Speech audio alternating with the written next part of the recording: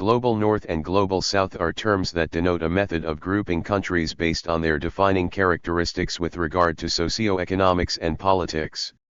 According to UN Trade and Development, UNCTAD, the Global South broadly comprises Africa, Latin America, and the Caribbean, Asia, excluding Israel, Japan, and South Korea, and Oceania, excluding Australia and New Zealand. Most of the Global South's countries are commonly identified as lacking in their standard of living, which includes having lower incomes, high levels of poverty, high population growth rates, inadequate housing, limited educational opportunities, and deficient health systems, among other issues. Additionally, these countries' cities are characterized by their poor infrastructure. Opposite to the Global South is the Global North, which the UNCTAD describes as broadly comprising Northern America and Europe, Israel, Japan, South Korea, Australia, and New Zealand. As such, the two terms do not refer to the Northern Hemisphere or the Southern Hemisphere, as many of the Global South's countries are geographically located in the former and, similarly, a number of the Global North's countries are geographically located in the latter. More specifically, the Global North consists of the world's developed countries, whereas the Global South consists of the world's developing countries and least developed countries. The Global South classification, as used by governmental and developmental organizations, was first introduced as a more open and value-free alternative to Third World, and likewise potentially valuing terms such as developed and developing. Countries of the Global South have also been described as being newly industrialized or in the process of industrializing. Many of them are current or former subjects of colonialism. The Global North and the Global South are often defined in terms of their differing levels of wealth, economic development, income inequality, and strength of democracy, as well as by their political freedom and economic freedom, as defined by a variety of freedom indices. Countries of the Global North tend to be wealthier, and capable of exporting technologically advanced manufactured products, among other characteristics. In contrast, countries of the Global South tend to be poorer, and heavily dependent on their largely agrarian-based economic primary sectors. Some scholars have suggested that the inequality gap between the Global North and the Global South has been narrowing due to the effects of globalization. Other scholars have disputed this position, suggesting that the Global South has instead become poorer vis-à-vis the Global North in this same time frame.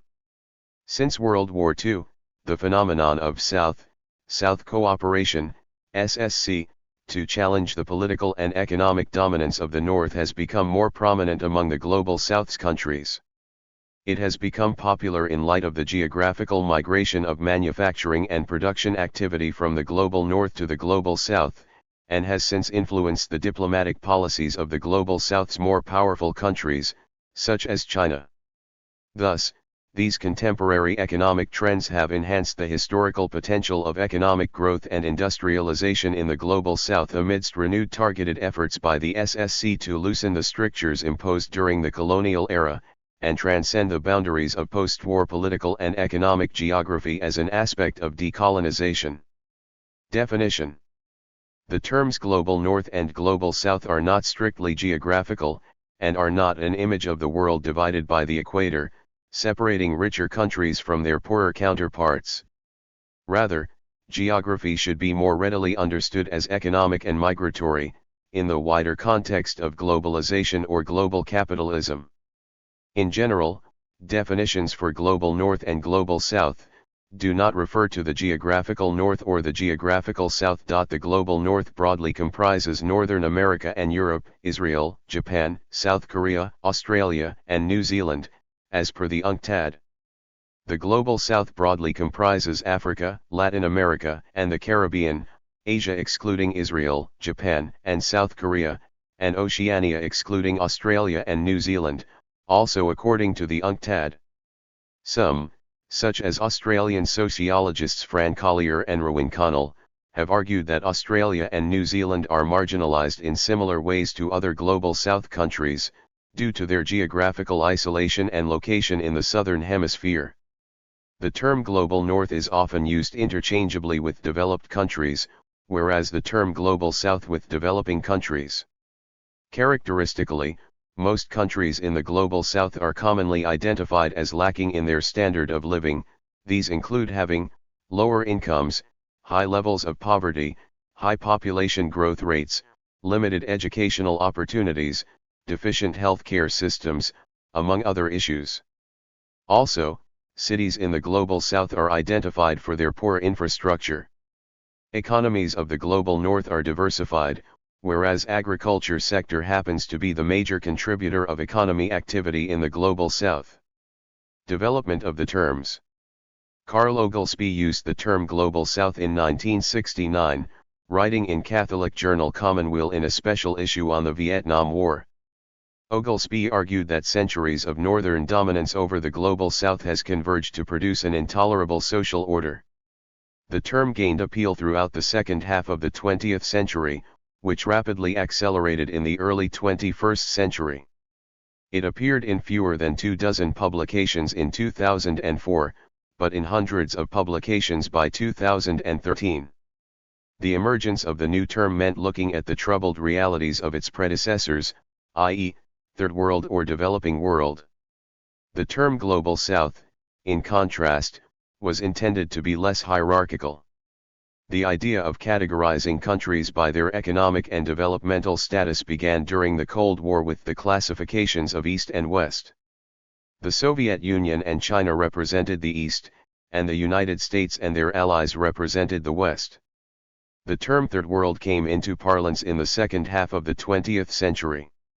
It originated in a 1952 article by Alfred Sauvy entitled Trewamons, Unplanned. Early definitions of the Third World emphasized its exclusion from the East-West conflict of the Cold War as well as the ex-colonial status and poverty of the peoples it comprised.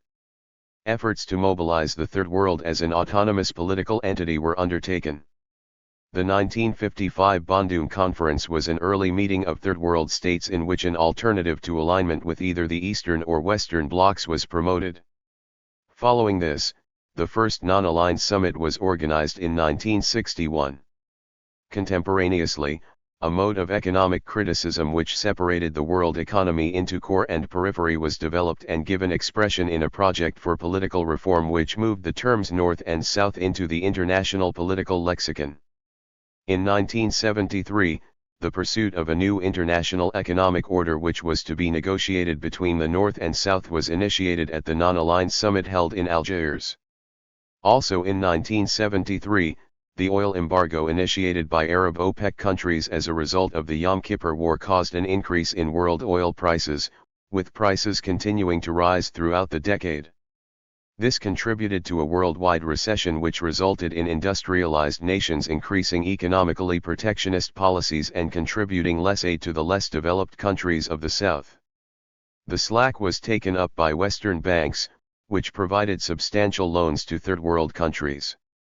However, many of these countries were not able to pay back their debt, which led the IMF to extend further loans to them on the condition that they undertake certain liberalizing reforms. This policy, which came to be known as structural adjustment, and was institutionalized by international financial institutions, IFIs, and Western governments, represented a break from the Keynesian approach to foreign aid which had been the norm from the end of the Second World War. After 1987, reports on the negative social impacts that structural adjustment policies had had on affected developing nations led IFIs to supplement structural adjustment policies with targeted anti-poverty projects. Following the end of the Cold War and the breakup of the Soviet Union, some Second World countries joined the First World, and others joined the Third World. A new and simpler classification was needed. Use of the terms North and South became more widespread. The Brandt line is a visual depiction of the North-South divide, proposed by West German former Chancellor Willy Brandt in the 1980s in the report titled North-South, a program for survival which was later known as the Brandt Report. This line divides the world at a latitude of approximately 30 degrees north, passing between the United States and Mexico, north of Africa and the Middle East, climbing north over China and Mongolia, then dipping south to include Japan, Australia, and New Zealand in the rich north. As of 2023, the Brandt line has been criticized for being outdated, yet is still regarded as a helpful way to visualize global inequalities. Uses of the term Global South. Global South emerged in part to aid countries in the Southern Hemisphere to work in collaboration on political, economic, social, environmental, cultural, and technical issues. This is called South Cooperation, SSC, a political and economical term that refers to the long-term goal of pursuing world economic changes that mutually benefit countries in the Global South and lead to greater solidarity among the disadvantaged in the world system. The hope is that countries within the Global South will assist each other in social, political, and economical development, radically altering the world system to reflect their interests and not just the interests of the Global North in the process. It is guided by the principles of respect for national sovereignty, national ownership, independence, equality, non-conditionality, non-interference in domestic affairs, and mutual benefit. Countries using this model of South cooperation see it as a mutually beneficial relationship that spreads knowledge, skills, expertise, and resources to address their development challenges such as high population pressure, poverty, hunger, disease, environmental deterioration, conflict and natural disasters. These countries also work together to deal with cross-border issues such as environmental protection, HIV/AIDS, 1213 and the movement of capital and labor. Social psychiatrist Vincenzo Di Nicola has applied the Global South as a bridge between the critiques globalization and the gaps and limitations of the global mental health movement, invoking Boaventura de Sousa Santos' notion of epistemologies of the South to create a new epistemology for social psychiatry. Defining development. The Dictionary of Human Geography defines development as processes of social change or a change to class and state projects to transform national economies. Economic development is a measure of progress in a specific economy. It refers to advancements in technology, a transition from an economy based largely on agriculture to one based on industry, and an improvement in living standards. Being categorized as part of the North implies development as opposed to belonging to the South, which implies a lack thereof. According to Oluwafemi Mimiko, the South lacks the right technology, it is politically unstable, its economies are divided, and its foreign exchange earnings depend on primary product exports to the North, along with the fluctuation of prices. The low level of control it exercises over imports and exports condemns the South to conform to the imperialist system. The South's lack of development and the high level of development of the North deepen the inequality between them and leave the South a source of raw material for the developed countries. The North becomes synonymous with economic development and industrialization, while the South represents the previously colonized countries which are in need of help in the form of international aid agendas. Furthermore, in regionalism across the North-South divide, state strategies and globalization, Jean Grugel stated that the three factors that direct the economic development of states in the Global South are elite behavior within and between nation-states, integration and cooperation within geographic areas, and the resulting position of states and regions within the global world market and related political economic hierarchy. Theories explaining the divide. The development disparity between the North and the South has sometimes been explained in historical terms. Dependency theory looks back on the patterns of colonial relations which persisted between the North and South and emphasizes how colonized territories tended to be impoverished by those relations. Theorists of this school maintain that the economies of ex-colonial states remain oriented towards serving external rather than internal demand, and that development regimes undertaken in this context have tended to reproduce in underdeveloped countries the pronounced class hierarchies found in industrialized countries while maintaining higher levels of poverty. Dependency theory is closely intertwined with Latin American structuralism, the only school of development economics emerging from the Global South to be affiliated with a national research institute and to receive support from national banks and finance ministries. The structuralists define dependency as the inability of a nation's economy to complete the cycle of capital accumulation without reliance on an outside economy. More specifically, peripheral nations were perceived as primary resource exporters reliant on core economies for manufactured goods. This led structuralists to advocate for import substitution industrialization policies which aimed to replace manufactured imports with domestically made products. New economic geography explains development disparities in terms of the physical organization of industry, arguing that firms tend to cluster in order to benefit from economies of scale and increase productivity, which leads ultimately to an increase in wages. The North has more firm clustering than the South, making its industries more competitive. It is argued that only when wages in the North reach a certain height, will it become more profitable for firms to operate in the South, allowing clustering to begin. Associated theories. The term of the Global South has many researched theories associated with it. Since many of the countries that are considered to be a part of the Global South were once colonized by Global North countries, they are at a disadvantage to become as quickly developed. Dependency theorists suggest that information has a top-down approach and first goes to the Global North before countries in the Global South receive it. Although many of these countries rely on political or economic help, this also opens up opportunity for information to develop Western bias and create an academic dependency.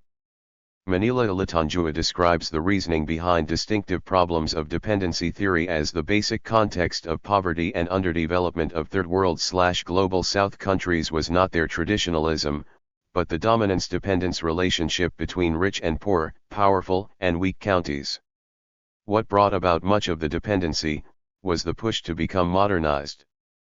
After World War II, the U.S. made effort to assist developing countries financially in attempt to pull them out of poverty. Modernization theory sought to remake the Global South in the image and likeliness of the First World/Global North. In other terms, societies can be fast-tracked to modernization by importing Western technical capital, forms of organization and science and technology to developing countries. With this ideology, as long as countries follow in Western ways, they can develop quicker. After modernization attempts took place, theorists started to question the effects through post-development perspectives. Post-development theorists try to explain that not all developing countries need to be following Western ways but instead should create their own development plans. This means that societies at the local level should be allowed to pursue their own development path as they perceive it without the influences of global capital and other modern choices, and thus a rejection of the entire paradigm from Eurocentric model and the advocation of new ways of thinking about the non-Western societies. The goals of post-development was to reject development rather than reform by choosing to embrace non-Western ways. Challenges. World map showing country classifications per the IMF and the UN, last updated April 2023. The accuracy of the North-South divide has been challenged on a number of grounds. Firstly, differences in the political, economic, and demographic makeup of countries tend to complicate the idea of a monolithic South. Globalization has also challenged the notion of two distinct economic spheres. Following the liberalization of post-Mao China initiated in 1978, growing regional cooperation between the national economies of Asia has led to the growing decentralization of the North as the main economic power. The economic status of the South has also been fractured. As of 2015, all but roughly the bottom 60 nations of the Global South were thought to be gaining on the North in terms of income, diversification, and participation in the world market. However, other scholars, notably Jason Hickel and Robert Wade, have suggested that the Global South is not rising economically, and that global inequality between the North and South has risen since globalization. Hickel has suggested that the exchange of resources between the South and the North is substantially unbalanced in favor of the North, with global North countries extracting a windfall of over $240 trillion from the Global South in 2015. This figure outstrips the amount of financial aid given to Global South by a factor of 30. Globalization has largely displaced the North-South divide as the theoretical underpinning of the development efforts of international institutions such as the IMF, World Bank, WTO, and various United Nations affiliated agencies, though these groups differ in their perceptions of the relationship between globalization and inequality. Yet some remain critical of the accuracy of globalization as a model of the world economy, emphasizing the enduring centrality of nation-states in world politics and the prominence of regional trade relations. Lately, there have been efforts to integrate the Global South more meaningfully into the world economic order. The divide between the North and South challenges international environmental cooperation. The economic differences between North and South have created dispute over the scientific evidence and data regarding global warming and what needs to be done about it, as the South do not trust Northern data and cannot afford the technology to be able to produce their own. In addition to these disputes, there are serious divisions over responsibility, who pays, and the possibility for the South to catch up. This is becoming an ever-growing issue with the emergence of rising powers, imploding these three divisions just listed and making them progressively blurry. Multiplicity of actors, such as governments, businesses, and NGOs all influence any positive activity that can be taken into preventing further global warming problems with the global North and global South divide, contributing to the severity of said actors. Disputes between northern countries' governments and southern countries' governments has led to a breakdown in international discussions with governments from either side disagreeing with each other. Addressing most environmental problems requires international cooperation, and the North and South contribute to the stagnation concerning any form of implementation and enforcement, which remains a key issue. Debates over the term. With its development, many scholars preferred using the Global South over its predecessors, such as developing countries and Third World. Lee and Duck, co-editor of Global South, argued that the term is better suited at resisting hegemonic forces that threaten the autonomy and development of these countries. The Global South/Global North distinction has been preferred to the older developed/developing dichotomy as it does not imply a hierarchy. Álvaro Méndez, co-founder of the London School of Economics and Political Sciences Global South Unit, have applauded the empowering aspects of the term. In an article, Discussion on Global South, Méndez discusses emerging economies in nations like China, India, and Brazil. It is predicted that by 2030, 80% of the world's middle-class population will be living in developing countries. The popularity of the term marks a shift from a central focus on development and cultural difference and recognizes the importance of geopolitical relations. Critics of this usage often argue that it is a vague blanket term. Others have argued that the term, its usage, and its subsequent consequences mainly benefit those from the upper classes of countries within the Global South, who stand to profit from the political and economic reality of expanding South-South relations. According to scholar and Garland Mahler, this nation-based understanding of the Global South is regarded as an appropriation of a concept that has deeper roots in Cold War radical political thought. In this political usage, the Global South is employed in a more geographically fluid way, referring to spaces and peoples negatively impacted by contemporary capitalist globalization. In other words, there are economic Souths in the geographic North and Norths in the geographic South. Through this geographically fluid definition, another meaning is attributed to the Global South where it refers to a global political community that is formed when the world's Souths recognize one another and view their conditions as shared. The geographical boundaries of the Global South remain a source of debate.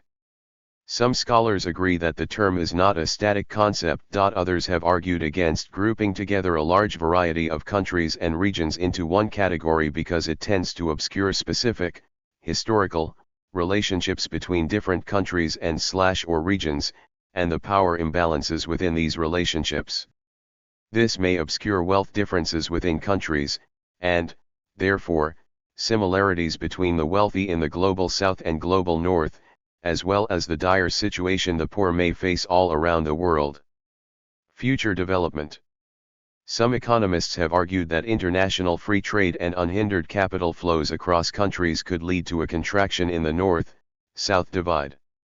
In this case, more equal trade and flow of capital would allow the possibility for developing countries to further develop economically. As some countries in the South experience rapid development, there is evidence that those states are developing high levels of South aid. Brazil, in particular, has been noted for its high levels of aid, $1 billion annually ahead of many traditional donors, and the ability to use its own experiences to provide high levels of expertise and knowledge transfer. This has been described as a global model in waiting. The United Nations has also established its role in diminishing the divide between North and South through the Millennium Development Goals, all of which were to be achieved by 2015. These goals seek to eradicate extreme poverty and hunger, achieve global universal education and healthcare, promote gender equality and empower women, reduce child mortality, improve maternal health, combat HIV/AIDS, malaria and other diseases, ensure environmental sustainability, and develop a global partnership for development. These were replaced in 2015 by 17 Sustainable Development Goals, SDGs. The SDGs, set in 2015 by the United Nations General Assembly and intended to be achieved by 2030, are part of a UN resolution called the 2030 Agenda. Society and culture. Digital and technological divide. The global digital divide is often characterized as corresponding to the North-South divide. However, Internet use, and especially broadband access, is now soaring in Asia compared with other continents. This phenomenon is partially explained by the ability of many countries in Asia to leapfrog older Internet technology and infrastructure, coupled with booming economies which allow vastly more people to get online. Media representation. Mass media has often compared the global South to the North, and is thought to be an aid in the divide. Western media tends to present a generalized view of developing countries through biased media coverage. Mass media outlets tend to focus disproportionately on poverty and other negative imagery. This common coverage has created a dominant stereotype of developing countries as, the South is characterized by socio-economic and political backwardness, measured against Western values and standards. Mass media has also played a role in what information the people in developing countries receive. The news often covers developed countries and creates an imbalance of information flow. Thank you for watching this video.